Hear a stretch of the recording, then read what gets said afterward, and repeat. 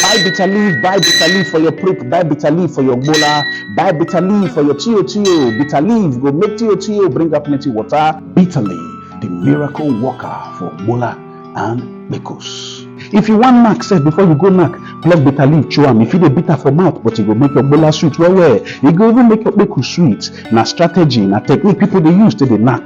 Knacking na skill where anybody fit learn. With bitter leaf juice, you can be a real man in bed. Bitter leaf good for your gbola and your bekus because bitter leaf dey reduce inflammation. Bitter leaf na antioxidant. You fit take the juice and you fit use bitter leaf take cook soup.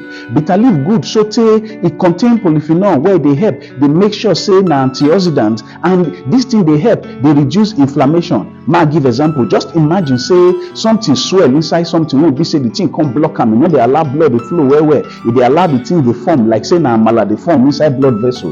In a way, that thing dey help dey dissolve everything to allow blood to flow well until blood flow well. If blood no flow well, how blood want to reach gbola? How gbola want to say I don stand at attention and I'm ready for action? Therefore, buy bitter leaf. Bitter leaf go aid proper blood circulation. Look for updates, look for where you go dey get bitter leaf. Make sure say you dey knack with bitter leaf. Chew bitter leaf before you go knack. You hear me so? Don't forget to follow me for more.